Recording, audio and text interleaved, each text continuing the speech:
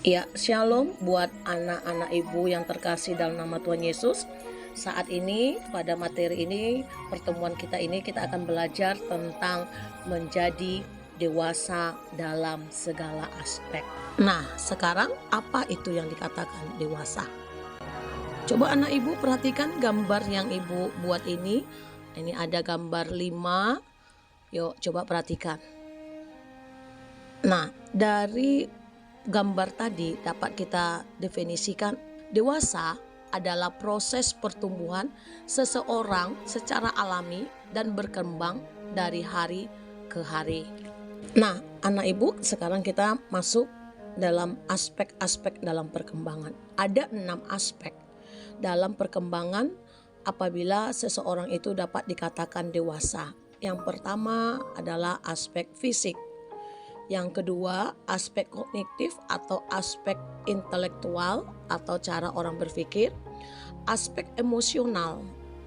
Dan yang selanjutnya, yang keempat, aspek sosial, aspek moral, dan aspek spiritual. Jadi 6 aspek ini adalah faktor yang harus dimiliki oleh seseorang untuk menuju kepada kedewasaan. Pertama, aspek fisik merujuk pada tercapainya tinggi badan dan berat badan yang cocok untuk tiap tahapan usia. Ini dapat diperoleh bila kita makan dengan gizi yang cukup dan istirahat juga yang cukup. Maka kita akan mengalami pertumbuhan secara fisik. Yang kedua yaitu aspek kognitif atau aspek intelektual. Ini merujuk pada memiliki kemampuan untuk membuat keputusan yang logis dan memahami apa yang terjadi di lingkungannya. Aspek yang ketiga yaitu aspek emosi. Aspek emosi itu merujuk pada kemampuan seseorang dalam menyatakan emosinya, baik positif maupun negatif, dengan alasan yang tepat, cara yang tepat, dalam situasi yang tepat, dan terhadap orang yang tepat. Aspek yang keempat adalah aspek sosial. Orang dikatakan dewasa dalam aspek sosial adalah merujuk pada kemampuan seseorang yang dapat berinteraksi dengan orang lain, di mana orang lain itu bisa teman sebayanya, bisa teman lebih muda daripadanya, atau orang yang lebih tua daripadanya, tanpa memanipulasi atau dimanipulasi. Ya, aspek yang kelima yaitu aspek moral. Berbicara tentang aspek moral, ini merujuk pada ajaran mengenai baik buruknya suatu perbuatan maupun perilaku seseorang, serta berkaitan erat dengan akhlak yang dimiliki masyarakat. Artinya, orang itu dikatakan dewasa dalam aspek moral, dia sudah bisa memiliki perbuatan atau perilaku yang baik, dan dia sudah bisa membedakan mana yang harus dia lakukan, mana yang harus dia tidak lakukan, dan itu tidak melanggar etika atau norma-norma yang ada. Aspek yang keenam yaitu aspek spiritual. Kalau kita berbicara tentang spiritual, apa yang anak-anak ibu ketahui? Pasti ya, yang namanya spiritual berarti ini adanya hubungan manusia itu kepada Tuhan. Jadi aspek spiritual ini merujuk pada pengertian orang itu dikatakan dewasa, berarti orang itu mampu menjalin hubungan dengan Tuhan dan sesamanya menggunakan standar nilai yang berlaku baik secara universal dan konsisten. Nah, orang itu mengakui bahwa ia membutuhkan Tuhan, merasa dikasihi Tuhan, bahkan bergantung pada Tuhan dan mengasihi Tuhan. Gimana dengan kita? Sudahkah kita menjadi pribadi-pribadi yang merasa bahwa kita itu membutuhkan Tuhan? Sekarang kita masuk kepada pengertian atau dikatakan dewasa menurut Kristiani. Orang yang telah dewasa rohaninya memiliki kemampuan mengendalikan diri, termasuk dalam mengelola emosi, nafsu, dan kata-kata itu dengan bijaksana. Mereka tidak lagi dikuasai oleh dorongan-dorongan duniawi, tetapi hidup dalam kuasa Roh Kudus untuk hidup yang kudus dan menyenangkan hati Tuhan. Ciri sikap orang yang dewasa, yaitu yang pertama, bertanggung jawab.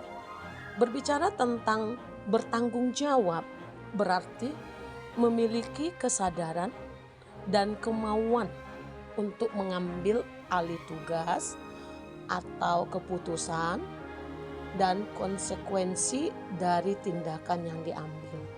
Seseorang yang bertanggung jawab itu mampu diandalkan dan dipercaya dalam menyelesaikan pekerjaan dengan baik dan tepat waktu, serta mampu menghadapi dan mengatasi masalah yang sedang terjadi. Yang kedua yaitu mengendalikan emosi. Berbicara tentang mengendalikan emosi, berarti seseorang itu memiliki kemampuan untuk mengatur dan mengontrol perasaan mereka sehingga tidak merugikan diri sendiri maupun orang lain. Dan dalam mengambil tindakan, dia adalah melakukan tindakan yang tepat untuk merespon dengan cara yang sehat dan konstruktif. Yang ketiga, tidak menyalahkan orang lain. Artinya, mengambil tanggung jawab atas tindakan dan konsekuensi diri sendiri tanpa mencari kambing hitam.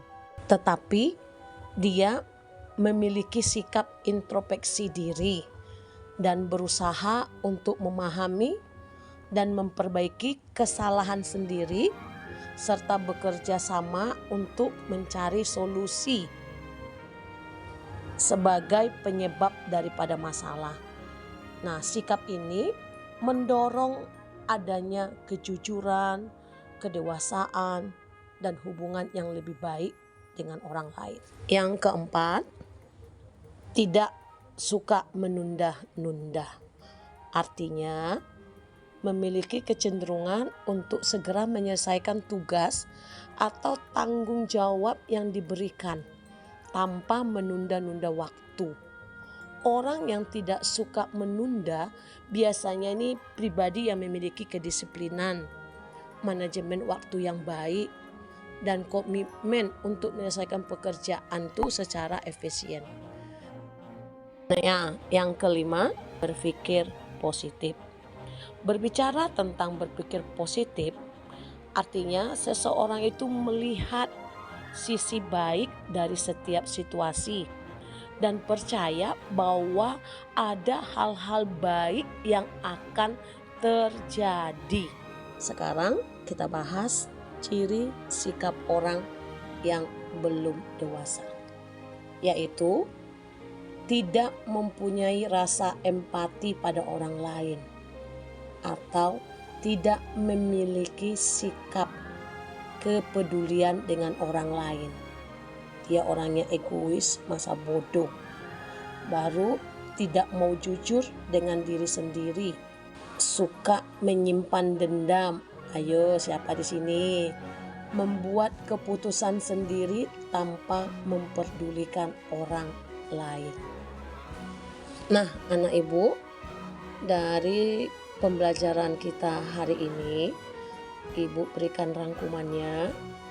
Bertumbuh menjadi dewasa adalah tugas tiap orang. Kita sebagai pengikut Kristus, kita memaknai pertumbuhan ini seturut dengan teladan yang sudah diperlihatkan oleh Tuhan Yesus sendiri. Janganlah puas bila kita masih bertahan pada sikap kekanak-kanakan. Tapi marilah kita berdoa kepada Tuhan, minta Tuhan memberikan kepada kita pertumbuhan sehingga kita menjadi orang-orang yang dewasa, baik di dalam Tuhan. Tuhan Yesus memberkati kita semuanya.